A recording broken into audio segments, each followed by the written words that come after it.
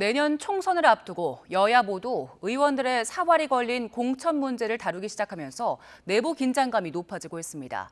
국민의힘은 당무감사 결과가 총선 물갈이에 신호탄이 되지 않을지 촉각을 곤두세우는 분위기고, 민주당도 의원 하위 평가자 감산과 권리당원 비중 강화 문제를 놓고 논란이 일고 있습니다. 국회 연결합니다. 김대겸 기자.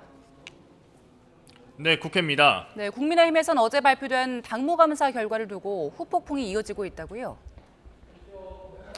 네, 말씀하신 것처럼 국민의힘에선 베일에 쌓인 당무감사 결과에 관심이 집중되고 있습니다.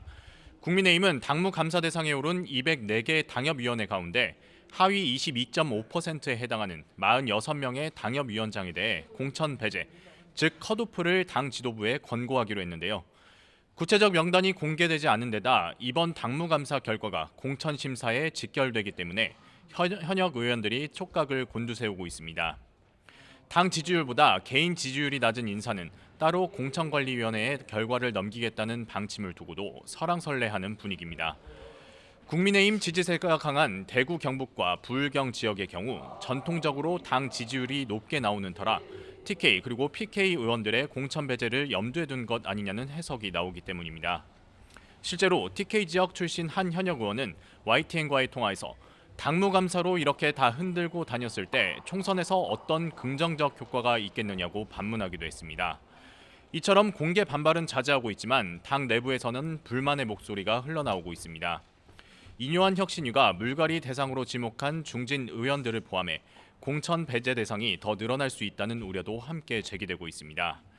일각에서는 컷오프를 핑계로 대통령실에서 이른바 낙하산 인사를 내려보내려는 것 아니냐는 관측까지 나오는 상황입니다. 네, 민주당도 공천 규칙 변경 등을 놓고 내홍 기류가 감지되는데, 오늘은 비명계 구심점이기도 한 이낙연 전 대표가 공개 행보에 나선다고요?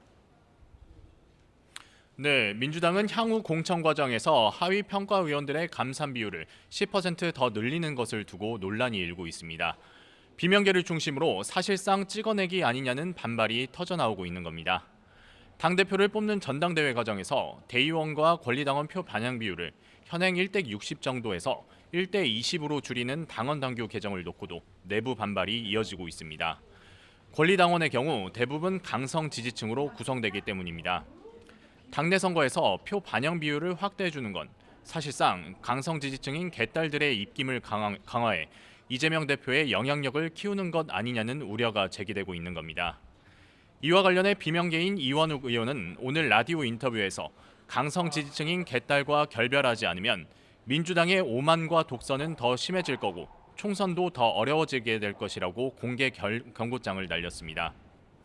이처럼 당 내용이 여전한 가운데 이낙연 전 대표는 친이낙연계 싱크탱크로 불리는 연대와 공생 학술 포럼의 기조 연설자로 나섰는데요.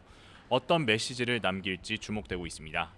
또 이 전 대표의 발언이 비명계 의원들의 향후 행보에 어떤 영향을 미칠지에도 관심이 쏠리고 있습니다. 지금까지 국회에서 전해드렸습니다.